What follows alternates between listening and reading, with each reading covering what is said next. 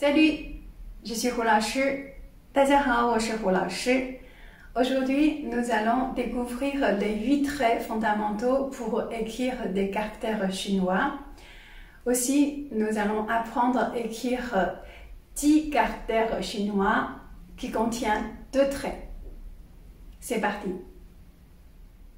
Tout d'abord, nous allons voir les 8 traits fondamentaux pour des caractères chinois. Le premier, c'est un point. Donc, en chinois, c'est dian. C'est un point. Le deuxième, c'est un trait horizontal. Donc, c'est heng. Troisième, trait vertical, shu. Quatrième, c'est courbe à gauche. Donc, c'est pied. Le cinquième, c'est courbe à droite. Donc, c'est na.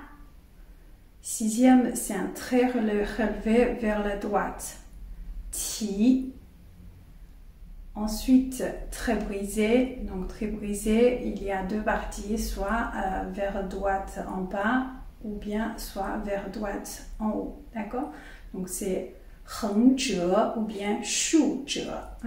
Le septième, c'est crochet. Le crochet, il y a plusieurs. Donc, soit c'est combiné avec un trait horizontal, donc c'est heng-gou, ou bien avec un trait vertical, c'est shu-gou, ou bien avec un na.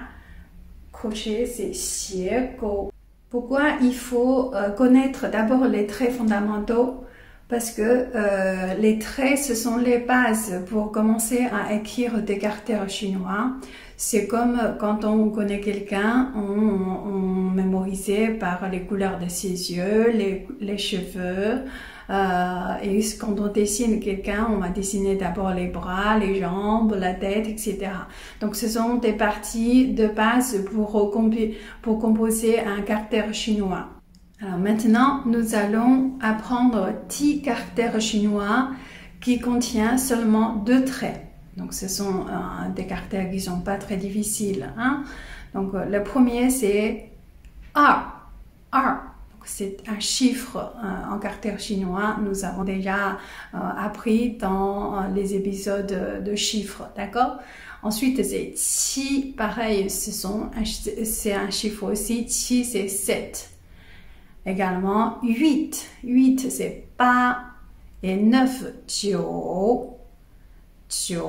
Donc on regarde Jiu qui contient un trait, c'est pied, plus un heng, zhe, gou. Donc 2 traits. Et ensuite, le chiffre 10, c'est shi. Donc shi, c'est un caractère qui contient 2 traits, un trait horizontal et un trait vertical.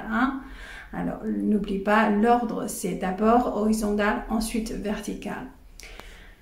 Suivant, le mot jeune qui signifie l'homme, donc être humain. Donc jeune, c'est 2 traits aussi. Exemple, je suis chinoise, on dit 我是中国人. 我是中国人. Le 6e caractère avec 2 traits, c'est R. R toute seule, ça signifie fils ou bien garçon. Donc R. Donc, souvent, on dit arz, c'est fils, d'accord? Donc, on dit ta you yi ge arz, il a un fils, ta you yi ge arz.